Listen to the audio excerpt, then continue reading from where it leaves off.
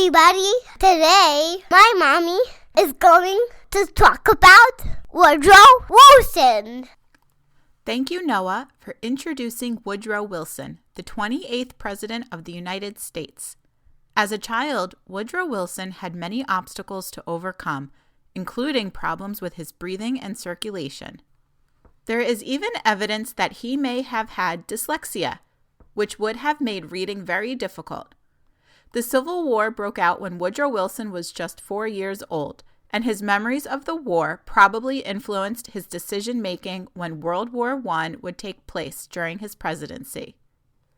Despite a difficult childhood, Woodrow Wilson demanded success of himself and earned degrees from Princeton University, as well as a PhD from Johns Hopkins University. During the 1880s, Wilson practiced law, published several books, and taught at Bryn Mawr College, and then Wesleyan University, before finding himself back at Princeton.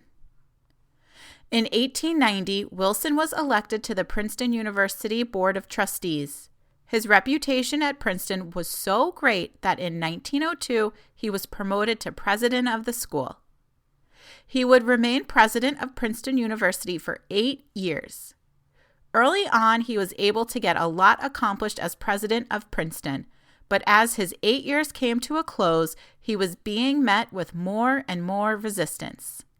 In 1910, he was encouraged to run for the governor of New Jersey by 2 leaders in the Democratic Party.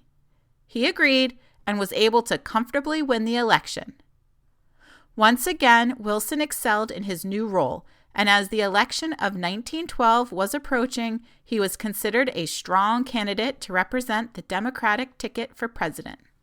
After winning his party's nomination, Wilson had no trouble defeating 2 former presidents, Theodore Roosevelt and William Howard Taft, on his way to the White House. Woodrow Wilson became the 28th president following 3 consecutive Republican presidents, and after his 8 years in office, 3 consecutive Republican presidents would once again occupy the White House, an accomplishment that has not been repeated since by any political party.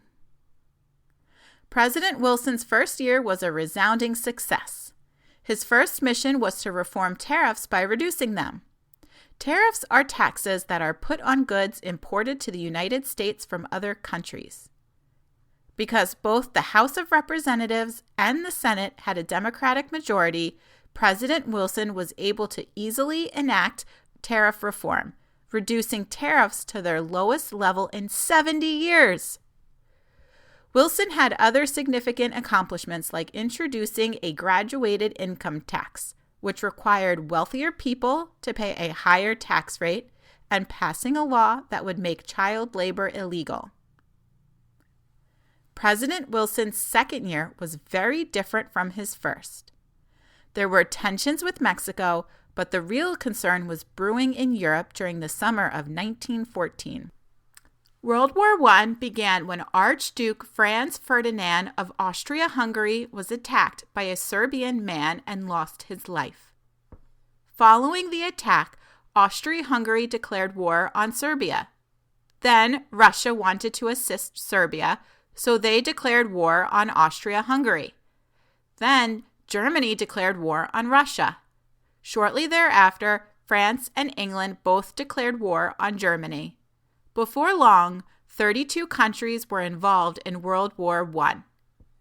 From the start, President Wilson was determined not to get involved in the war, although it was clear from his actions that he favored the Allied countries, including England, France, and Russia. In the same week the war broke out in Europe, Ellen Wilson, the president's wife of 29 years, lost her life battling kidney disease. While war was still raging in Europe, Woodrow Wilson was reelected to a second term, this time by a small margin.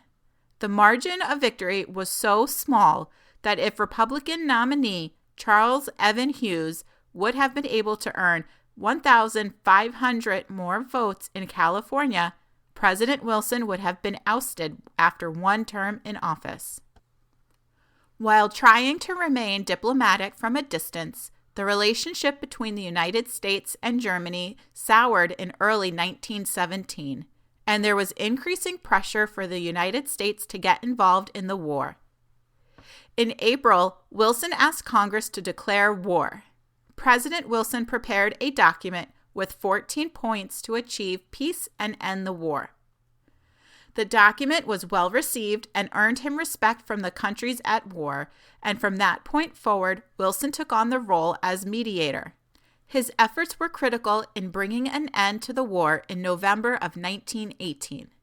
The following year, President Wilson was awarded the Nobel Peace Prize for his efforts in bringing about the end of World War I.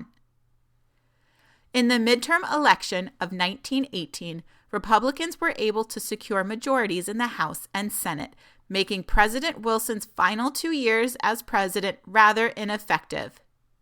Woodrow Wilson's 8 years as president of the United States closely resembled his 8 years as president of Princeton University. Lots of early success, followed by strong resistance and a bitter end. Many historians consider Woodrow Wilson's handling of World War I to be a success, as he was successfully able to keep the United States out of war, and once he decided the time was right to get involved, he was able to efficiently contribute to the efforts of bringing about peace and ending the war. Join Olivia and her dad tomorrow when they get curious about paper. Until next time, stay curious.